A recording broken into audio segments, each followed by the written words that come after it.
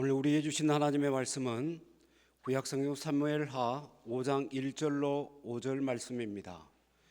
구약성경 사무엘하 5장 1절로 5절 말씀입니다.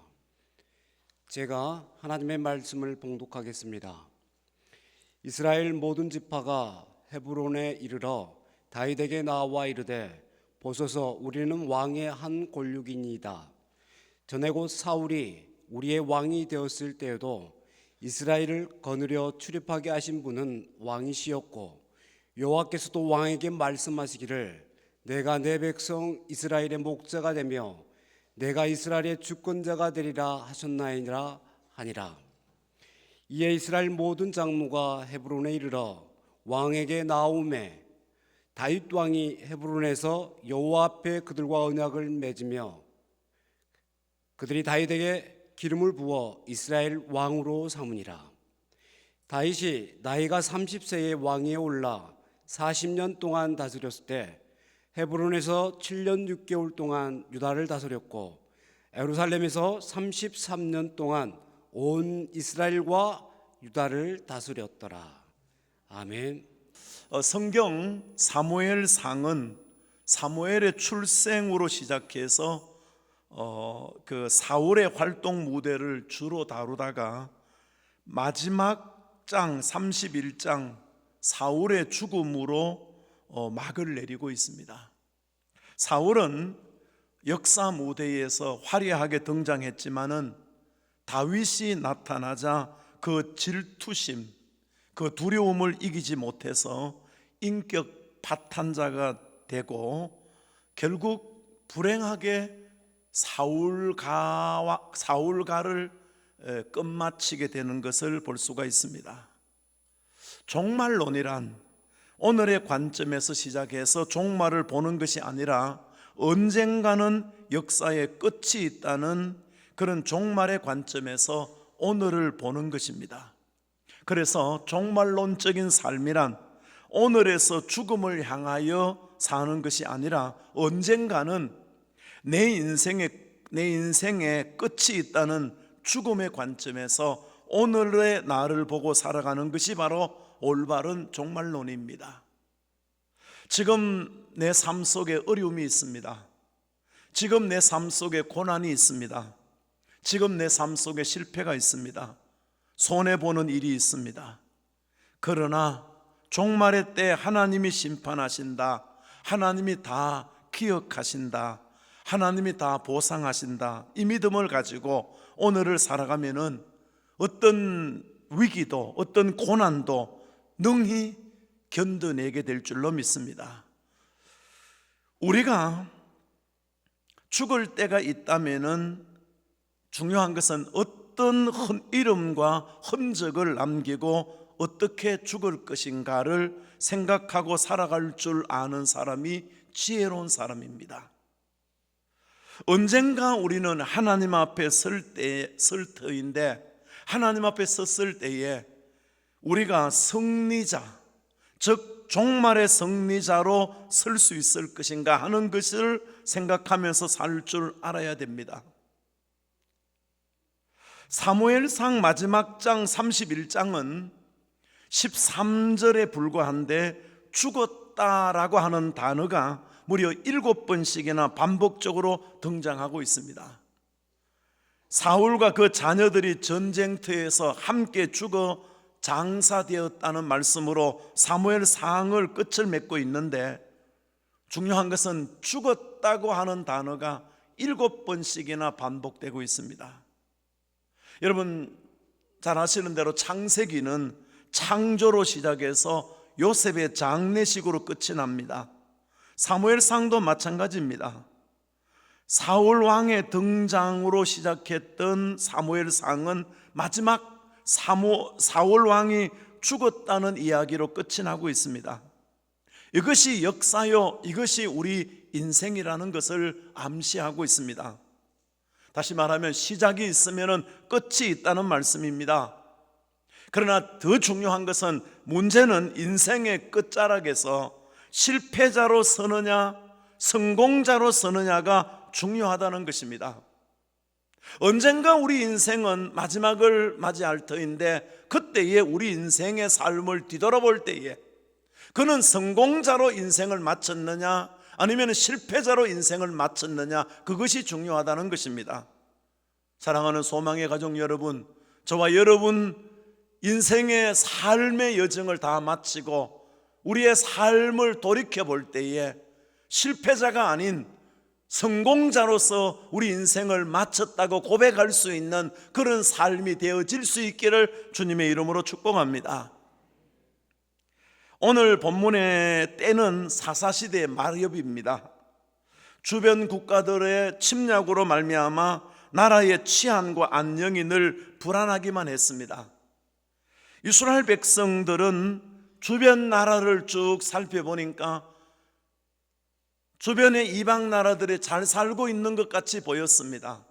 왜 그들은 잘 살고 있는가를 생각해 보니까 그들을 다스리고 있는 왕이 있었던 것을 보게 됩니다. 그래서 이스라엘 백성들이 하나님 앞에 우리에게도 왕정 정치를 할 수 있도록 왕을 세워달라고 요구를 하게 됩니다.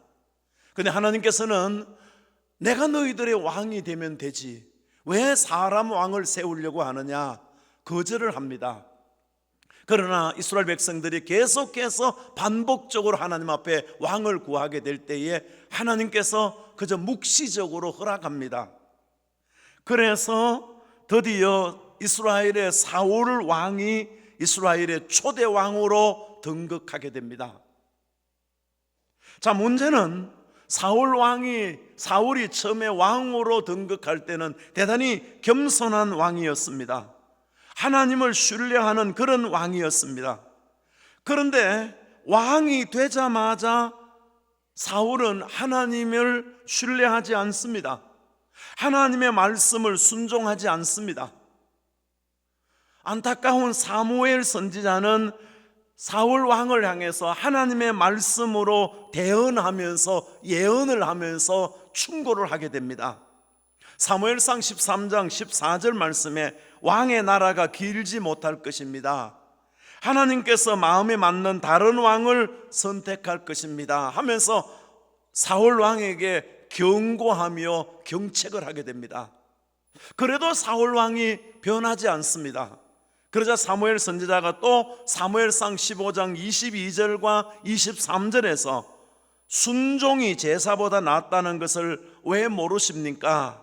왕이 하나님의 말씀을 버렸으니 이제 하나님께서도 왕을 버리실 것입니다, 그렇게 다시 충고를 합니다. 몇 번씩이나 선지자를 통해서 하나님의 말씀의 예언을 듣고 하나님의 말씀의 경고를 들었으면 고치고 원래의 길로 가야 하는데, 목이 고든 사울 왕은 하나님의 말씀 앞에 부복하지 않습니다. 하나님께 순종하지 않습니다. 드디어 사무엘의 예언대로 사울과 그 자식들 그리고 그를 따르던 장수들이 블레셋과의 전투에서 모두가 죽습니다. 사울 왕가가 완전히 몰락되게 되는 것을 보게 됩니다. 사울 왕은 블레셋 그 궁수가 쏜 화살에 맞아서 피를 흘리며 죽어가게 됩니다. 사울 왕이 이렇게 말합니다. 이스라엘의 왕이 이방인의 손에 죽을 수는 없다고 하면서 부하에게 나를 죽여달라고 부탁을 합니다. 그런데 사울 왕의 부하는 그렇게 할 수가 없었습니다. 그러자 사울은 스스로 칼 위에 엎드러져서 장렬히 인생의 막을 내리게 됩니다. 성경은 사울 왕의 죽음에 대해서 평가하거나 해석을 하지 않습니다. 다만 그의 비참한 장례식을 소개하고 있습니다. 자, 사울 왕이 죽게 되자 블레셋 군사들이 사울 왕의 갑옷을 벗겨서 그들의 아스다롯 신전에다가 갖다 바치게 됩니다. 또 사울의 머리를 잘라서 그들이 가져가게 됩니다. 또 그의 머리 없는 시신을 성벽에 걸어두게 됩니다. 이스라엘의 주민들이 이토록 비참하게 죽은 사울의 시신을 가져다가 화장 장례식을 치르게 됩니다. 원래 이스라엘 백성들은 화장을 하지 않습니다. 그런데 아마도 시신이 많이 훼손되었기 때문에 화장 장례식을 치르게 되었던 것 같습니다. 그리고 일주일 동안을 금식하면서 슬퍼하게 됩니다. 여기까지가 사무엘상 마지막 장 31장에 기록되어 있는 대략적인 그런 내용입니다. 사무엘상 마지막은 사무엘이 죽었다는 기록으로 마감을 하고 있습니다. 이 말씀을 통해서 오늘의 이 시대를 살아가는 하나님의 백성들에게 대단히 중요한 것을 경고하며 교훈하고 있습니다. 사울이 어떤 사람입니까? 하나님을 떠난 자, 하나님이 버린 자의 불행과 비극을 우리에게 보여주는 그런 말씀이기도 합니다. 하나님을 떠난 자, 하나님을 버린 자의 종말이 어떠함을 우리에게 경고해 주고 있습니다. 그러면서 오늘 이 시대를 살아가는 하나님의 백성들이 하나님 앞에 두렵고 떨리는 마음으로 하나님을 의지하며 믿음의 거룩한 삶을 살아갈 것을 요구하고 있다는 사실입니다. 그 다음에 사무엘하 1장의 문을 열면은 사울이 죽은 후 그런 말로 사무엘하서가 시작이 되게 되는 것을 보게 됩니다. 이제부터는 하나님의 마음에 합한, 하나님의 마음을 얻은 약속의 왕 다윗 이야기의 전개를 예고하고 있는 것입니다. 사무엘이 하나님이 없는 인생의 말로가 이렇게 비참하다는 것을 보여주는 모습이라면은 다윗의 모습은 하나님을 경외하며 하나님의 은혜 안에 살아간 자의 복이 어떠한 것인가를 우리에게 말씀해 주고 있다는 사실입니다. 죄 없는 자기를 10년 동안 지긋지긋하게 추격하며 죽이려고 했던 사울 왕이 드디어 죽었습니다. 춥고 덥고 배고픈 망명생활, 동료들과 함께 죽을 고비를 수없이 넘겼습니다. 이제 다윗은 가만히 있어도 왕위에 오를 수 있는 그런 길이 열려지게 된 것입니다. 충분히 기뻐하고 즐거워해야 될 그런 상황입니다. 다윗에게 사울의 죽음 소식을 알려준 사람은 성경에 보니까 아말렉 청년이었다, 그렇게 말씀하고 있습니다. 한 아말렉 청년이 다윗을 찾아왔습니다. 그 손에는 사울의 소지품을 들고 와서 자신이 사울의 안락사를 도와주었노라고 하면서 거짓말을 늘어놓습니다.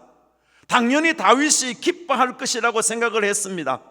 후한 상급이라도 내리고 벼슬자리 하나를 줄 것으로 그렇게 기대했던 것입니다. 그런데 다윗은 사울과 요나단의 죽음 소식을 듣고서 옷을 찢고 통곡을 합니다. 그리고 하나님께서 기름 부음 받은 왕을 자신이 마지막 숨을 거두었나라고 말하는 아말렉 청년을 단칼에 죽여버리게 됩니다. 다윗은 지금까지 사울을 죽일 수 없어서 마냥 쫓겨다는 게 아니었습니다. 성경을 보면 얼마든지 죽일 수 있는 철호의 찬스가 여러 번 있었습니다. 그러나 다윗은 사울을 해하지 않았습니다. 다윗이 세울 왕국은 사람이 세우는 사울의 나라와는 달랐기 때문입니다. 다윗 왕국은 메시아 왕국의 그림자라고 우리는 말하고 있습니다. 그래서 피 흘려 세울 수 있는 나라가 아닙니다. 그 나라는 평화의 나라입니다. 그 나라는 사랑의 나라입니다. 그 나라는 용서의 나라였기 때문인 것입니다. 다시 말씀드린다면 다윗 왕국 안에 구원의 비밀이 숨겨져 있기 때문인 것입니다. 다윗 왕국 안에 메시아 탄생의 비밀이 숨겨져 있기 때문인 것입니다. 그래서 다윗 왕국을 가리켜서 메시아 왕국의 그림자라 그렇게 말하는 것입니다. 다윗 왕국의 피를 타고 만 인간의 구세주가 되시는 예수님, 하나님의 아들이 인간의 몸을 입고 이 땅에 오셔야 했기 때문인 것입니다. 다윗의 혈통을 타고 하나님의 구원 약속이 이루어져야 하기 때문인 것입니다. 그래서 다윗은 억울해도 참는 것입니다. 칼을 뽑아야 할 시간에 칼집에 칼을 넣고 자신의 심장을 씹으며 견뎌내는 것입니다. 억울해하는 백성들, 분노를 폭발시키고자 하는 장수들의 마음을 어루만지면서 기다리고 또 기다리는 것입니다. 기도하고 또 기도하는 것입니다. 내 뜻이 이루어지기를 원하는 것이 아니고 하나님의 뜻이 나를 통해서 이루어지기를 사모하면서 기다리며 기도하고 있는 모습이 다윗의 모습이라고 말할 수가 있을 것입니다. 사랑하는 성도 여러분, 우리가 이 땅을 살아가며 교회를 섬긴다고 하면서도 다윗의 마음을 이해하지 못할 때가 너무너무 많이 있습니다. 오늘 우리도 이같이 하나님께 영광되는 길이라면은, 내가 섬기는 교회에 유익이 되는 길이라면은, 하나님이 말씀하시면은 손해보는 것도 최대의 유익임을 우리는 믿어야 됩니다. 말하지 않는 게 은혜임을, 가장 강력한 능력임을 우리는 믿을 줄 알아야 됩니다. 피 흘리는 것이 주님을 따라가는 길임을 우리가 알아야 한다는 것입니다. 언제나 하나님께 영광이 되는 길, 주의 몸된 교회에 유익한 길, 하나님의 말씀이 있는 길에 내 인생의 주사위를 던지며 살아갈 줄 알아야 된다는 것입니다. 하나님이 기뻐하시는 것이 무엇인가에 우리 인생의 초점이 맞추어져야 된다는 것입니다. 내가 좋아하고 내가 기뻐하는 데에 인생의 초점이 맞추어지는 것이 아니고, 하나님이 기뻐하시고 하나님이 원하시는 삶이 무엇인가에 내 인생의 초점을 맞추고 살아갈 줄 아는 삶, 그것이 바로 다윗의 삶이었고 오늘 우리 믿음의 삶이 되어야 된다는 것입니다. 다윗이 10대 소년으로 기름 부음을 받고 30대 후반이 되어서 통일 왕국 왕으로 기름 부음을 받기까지 무려 20년의 세월이 흐릅니다. 하나님의 약속인데, 하나님의 뜻이요 하나님의 계획인데 왜 이토록 길고 긴 고난의 시간이 필요했겠습니까?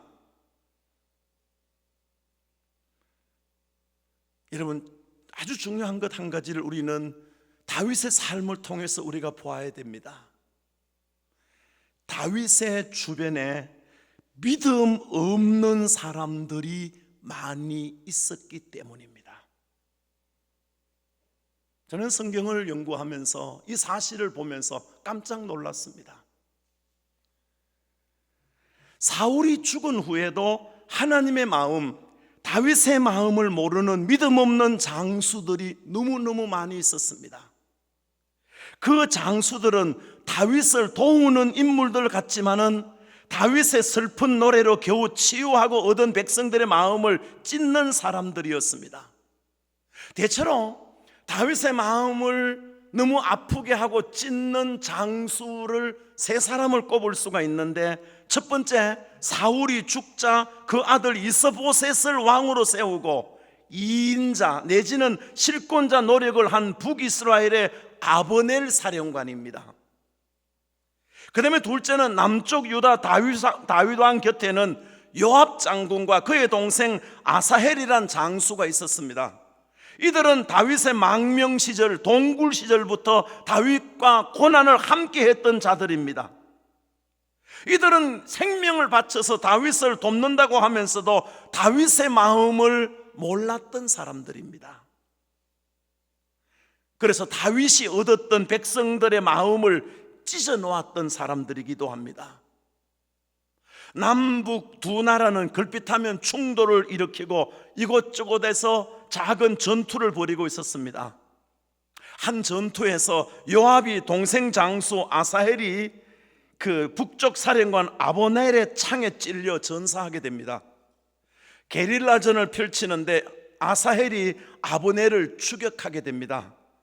죽일 수 있지만 아브넬이 참고 도망을 갑니다. 그런데 적진 깊숙이 들어갔습니다. 부득이하게 전투가 벌어져서 아브넬이 아사헬을 죽이게 되는 것입니다. 자, 그리고 시간이 흐르고 흘렀습니다. 남쪽 유다 다윗 왕국은 안정이 되고 강성해졌습니다. 그러나 북쪽 이스라엘은 약해지고 민심조차도 다윗이 하나님이 세운 약속의 왕이라는 쪽으로 기울어졌습니다. 그 상황을 안 기회주의자 아브넬이 사신으로 다윗을 찾아와서 북쪽 나라의 왕위 양도를 다윗에게 약속을 합니다. 이때에 요압은 동생을 죽인 원수 아브넬을 조용히 불러서 그를 그만 죽이게 됩니다. 이 사건으로 인해서 북쪽의 민심이 돌아서고 통일은 목전에서 깨어지고 맙니다. 사실 아브넬의 죽음은 다윗의 뜻이 아니었습니다. 그러나 다윗은 아브넬의 죽음으로 인해서 사울이 죽었을 때처럼 음식을 전폐하고 애통하게 됩니다. 그리고 아브넬을 향한 슬픈 노래를 지어서 부르게 됩니다. 이름하여 다윗의 슬픈 노래 두 번째 조가 정치라고 하는 것입니다. 다윗은 이 노래 하나로 멀어져 갔던 북쪽 10지파 사람들의 마음을 얻게 되고 남북 왕국을 드디어 통일하게 됩니다. 명실상부 기름 부음 받은 통일 왕국의 왕으로 다윗이 드디어 등극하게 됩니다. 이것이 오늘 읽은 본문 사무엘하서 5장 4절 5절에 기록된 내용들입니다. 다윗이 나이가 30세에 왕위에 올라 40년 동안 다스렸어되 헤브론에서 7년 6개월 동안 유다를 다스렸고 예루살렘에서 33년 동안 온 이스라엘과 유다를 다스렸더라. 그렇게 말씀하고 있습니다. 후세의 역사가들이 다윗을 평가할 때에 딱 한마디 평가를 하고 있습니다. 그 내용이 사도행전 13장 22절 말씀에 기록되어 있습니다. 하나님의 마음에 맞는 사람이라고 다윗을 평가하고 있습니다. 하나님의 마음을 얻고 백성들의 마음을 얻을 줄 아는 사람이었습니다. 상처난 시대를 품을 줄 아는 사람, 찢겨진 마음과 마음을 치료하고 자신의 마음으로 얻어낼 수 있는 능력의 사람입니다. 여기서 우리는 중요한 것 한 가지를 보아야 됩니다. 오늘 내가 살고 있는 내 삶의 주변에 여러분 어떤 사람들이 많습니까? 여러분이 살고 있는 삶의 주변에 어떤 사람이 많습니까?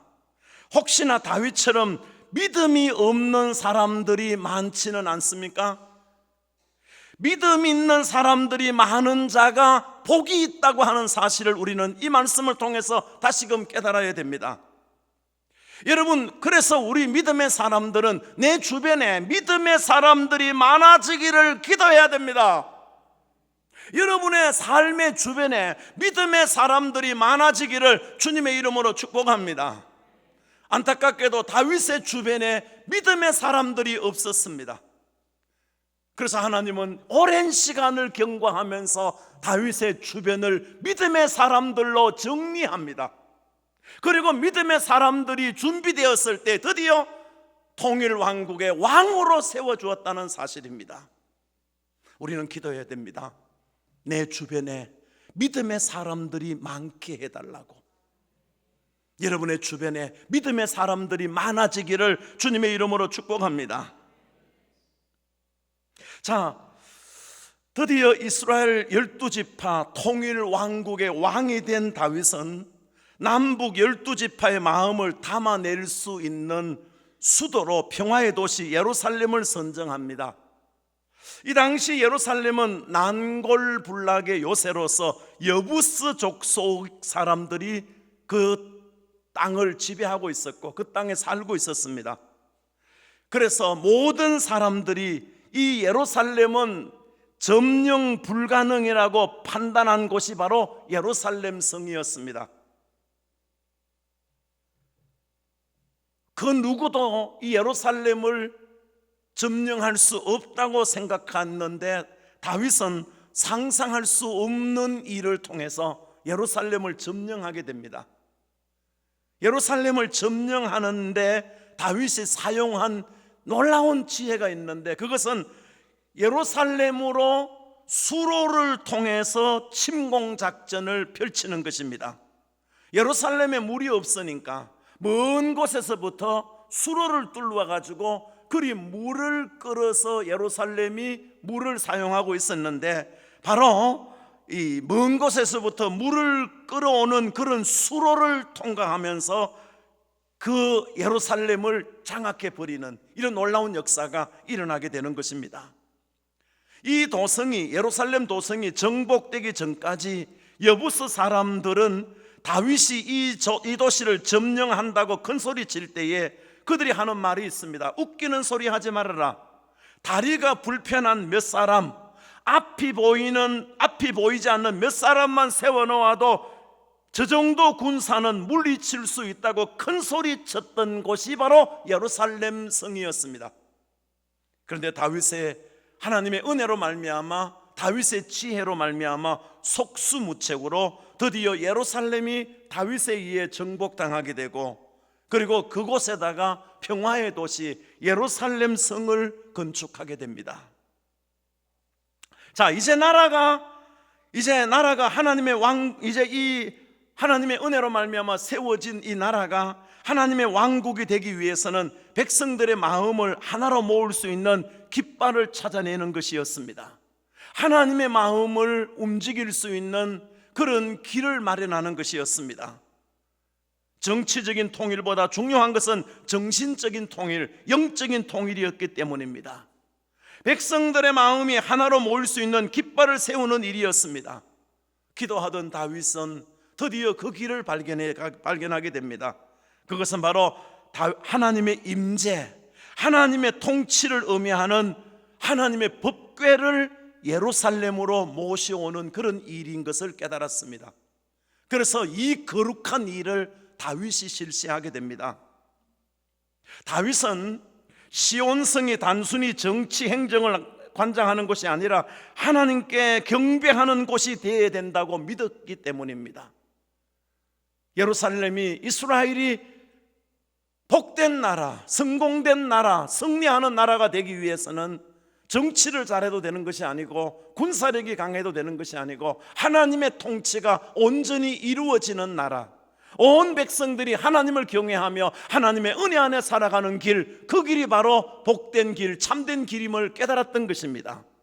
그 길을 이루기 위해서 다윗이 한 일이 바로 하나님의 법궤를 예루살렘 다윗궁으로 옮기는 일이었습니다. 여러분, 다윗의 마음의 중심 속에 아주 중요한 마음이 있었는데 그것이 뭐냐? 하나님의 마음을 기쁘시게 하려고 하는 그런 마음입니다. 어떻게 하면 하나님의 마음을 기쁘게 할 수가 있을까? 어떻게 하면 하나님이 기뻐하는 삶을 살아갈 수가 있을까? 이것이 다윗이 가지고 있는 가장 중심적인 마음이었습니다. 하나님은 이 아름다운 마음을 기뻐하셨고 다윗을 통해서 그 거룩한 역사를 이루도록 은혜를 베풀어 주셨던 것입니다. 그리고 다윗은 하나님의 마음을 기쁘시게 하고 이 백성들로 하여금 온전히 하나님을 의지하며 하나님의 은혜 안에 살아가는 그 길이 무엇일까 연구하다가 그 길은 곧 하나님의 법궤를 다윗궁으로 모셔와서 온 백성들로 하여금 하나님을 경외하고 하나님께 예배하는 민족으로 살게 하는 것이었기 때문입니다. 자, 이제 하나님의 법궤를 예루살렘 다윗궁으로 옮겨오는 과정 속에서 우여곡절이 많았습니다.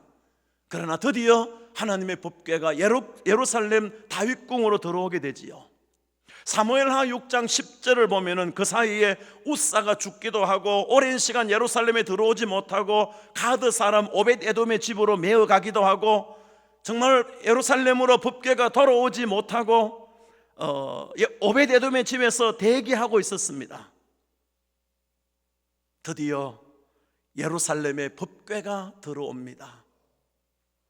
얼마나 다윗이 기뻤던지, 다윗의 임금의 바지가 흘러내리는 줄도 모르고 덩실덩실 춤을 추었다, 그렇게 말씀하고 있습니다. 사무엘하서 6장 14절에 보니까 다윗이 여호와 앞에서 힘을 다하여 춤을 추는데 그때에 다윗이 배 에봇을 입었더라, 그렇게 기록하고 있습니다. 다윗의 이 모습이 바로 하나님께 나아가는, 하나님께 예배하는 우리 모습이 되어야 한다고 말씀하고 있는 것입니다. 우리가 하나님께 한번 예배를 드려도 하나님의 임재가 있는 그곳을 다윗처럼 기뻐하는 이 마음, 이 자세로 예배 드려야 된다는 사실입니다. 사무엘하서 6장 16절에 다윗의 이 모습을 보고서 왕비 사울의 딸 미갈이 다윗을 업신여기면서 비아냥합니다. 이때의 다윗은 미갈의 태의 문을 닫아버리는 왕자나 공주를 얻지 못할 것이라고 그렇게 말하게 됩니다. 사울의 피가 흐르는 자식, 예배의 감격을 모르는 여인의 몸에서 얻는 자식을 갖고 싶지 않다는 것이 다윗의 신앙 고백입니다. 예배의 감격을 모르는 여인, 하나님의 은혜의 감사를 모르는 여인, 하나님의 임재에 대한 감각이 없는 여인, 이런 여인과 잠자리를 같이 하지 않겠다는 다윗의 놀라운 고백이요, 다윗의 놀라운 선언이요, 다윗의 놀라운 믿음인 것입니다. 우리는 이 모습을, 이 믿음을 배워야 됩니다. 이 믿음이 있어야 됩니다. 하나님은 이런 믿음의 사람을 축복하시고 은혜 베풀어 주시는 줄로 믿습니다. 여러분 잘 아시는 대로 다윗은 장점이 많은 사람이었지만은 또 반대로 누구보다도 단점도 많은 사람이었습니다. 다윗은 용서받을 수 없는 큰 죄를 지었고 그야말로 범죄한 허물의 사람이었습니다. 그러나 다윗은 평생 하나님 사랑하는 마음을 잃어버리지 않았습니다. 자신의 잘못을 깨달았을 때 회개하고 돌아설 줄 아는 사람이었습니다. 하나님께 마음을 돌이킬 줄 아는 사람이었습니다. 자신의 길이, 자신의 마음이 하나님을 떠났을 때에 다시 하나님께 돌아갈 수 있는 사람, 하나님의 마음을 얻을 수 있는 사람, 그가 바로 다윗이었습니다. 하나님의 성전에서 예배 드리는 것을 가장 기쁘게 여기고 행복해하는 사람이 다윗이었습니다. 하나님을 찬양하며 하나님께 영광 돌리는 삶이 가장 복된 삶으로 알고 살아간 사람이 바로 다윗이었습니다. 그래서 다윗을 가리켜서 하나님의 마음에 맞는 사람이라 그렇게 말씀하고 있습니다. 하나님의 마음을 얻은 사람입니다. 백성들의 마음을 얻을 줄 아는 사람이었습니다. 사랑하는 소망의 성도 여러분, 이 땅에 임한 코로나19 바이러스로 인해서 우리의 예배가 온라인 예배로 바뀌어지고 거리두기라고 하는 방역 시책으로 인해서 오늘날 성도들이 교회 나오기를 꺼려하고 마치 예배 드리면 큰일이라도 일어날 것 같은 매스컴과 주위의 위협에 오늘 우리의 신앙이 위기를 만나고 있습니다. 왜 세상 일은 다 할 것 다 하면서 가고 싶은데 다 가면서 교회 오는 것이 위기라고 생각하십니까? 교회 예배 드리는 것이 왜 위기라고 생각하십니까?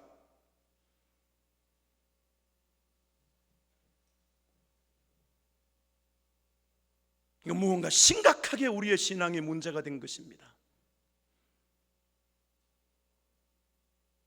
왜 내가 평소에 가고 싶은 곳 다 가고 하고 싶은 것 다 하면서 왜 교회 예배 드리는 것을 위기라고 생각하십니까?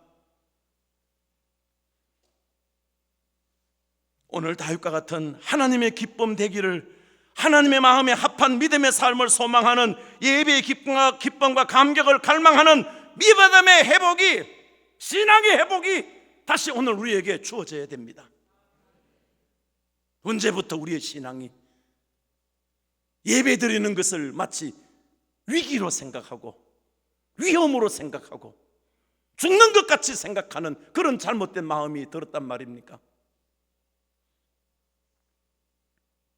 요한계시록 21장을 보면요, 하나님의 사람들이 하나님의 나라에 들어가기 전에 반드시 12문을 통과해야 되는데 그 12문이 진주로 만들어져 있다, 그렇게 말씀하고 있습니다. 그래서 12진주문이라 그렇게 말씀하고 있습니다.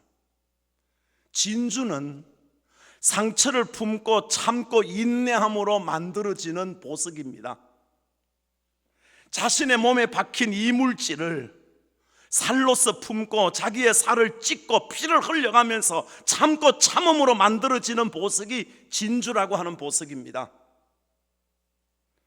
하나님의 뜻 때문에 고난을 당하고 복음 때문에 피 흘리고 참고 인내함으로 이겨나갈 때에 12진주문을 통과하는 은혜의 축복이 주어지게 되는 줄로 믿으시길 바랍니다. 사랑하는 성도 여러분, 조금만 더 인내하시기를 바랍니다. 조금만 더 충성하시기를 바랍니다. 다시 한 번 더 아프고 고통스럽지만은 묵묵히 기도하며 예배하며 찬양하며 충성하면서 다른 박질하는 복된 삶이 되기를 주님의 이름으로 축복합니다. 진주가 자신의 살을 찢고 피를 쏟는 아픔을 이겨낼 때에 만들어지듯이 주님의 나라와 주님의 교회를 위하여 충성과 헌신과 수고의 아픔을 이기는 자들이 12진주문을 통과하는 은혜와 축복이 있는 것을 믿으시길 바랍니다. 부활의 영광과 축복은 십자가를 통과하는 자들에게 주어지는 축복이듯이 오늘도 묵묵히 예배와 섬김과 충성의 수고가 있는 자들에게 12진주문을 통과하는 은혜와 축복이 임하게 되는 줄 믿으시고, 다시 한 번 더 내 몫에 된 십자가를 지고 십자가를 핑계치려고 하지 마십시오. 내 몫에 된 십자가를 져야 됩니다. 내 몫에 된 십자가를 다시 한 번 더 지고 주님 가신 길을 묵묵히 따라가는 저와 여러분들의 삶이 되어야 됩니다. 오늘 주님은 힘들고 어렵지만은 내 몫에 된 십자가를 지고 끝까지 주님을 따르는 자들에게 12진주문을 통과하게 하는 은혜와 복을 주신다고 약속하고 있습니다. 저와 여러분 모두가 다 이 축복의 사람들 다 되시기를 주님의 이름으로 축복합니다. 주님의 이름으로 축복합니다. 하나님 감사합니다. 예수 안에 소망이 있고 예수 안에 생명이 있고 예수 안에 축복이 있는 줄로 믿습니다. 예수 안엔 다른 어디에도 우리의 소망이 없습니다. 진정한 축복이 없습니다. 예수로 말미암아 기뻐하며 감사하며 찬양하며 예배하며 살아갈 수 있는 믿음의 사람들 되게 하여 주시옵소서. 하나님을 향한 우리의 믿음의 다른 박질이 세상의 그 어떤 것 때문이라도 중단되거나 멈춰지지 않도록 은혜를 더하여 주시옵소서. 이 생명 다하는 그날까지 내 몫에 된 십자가 지고 주님 가신 길 따라가는 믿음의 용사들 다 되게 하여 주시옵소서. 예수님 이름으로 기도드리옵나이다. 아멘.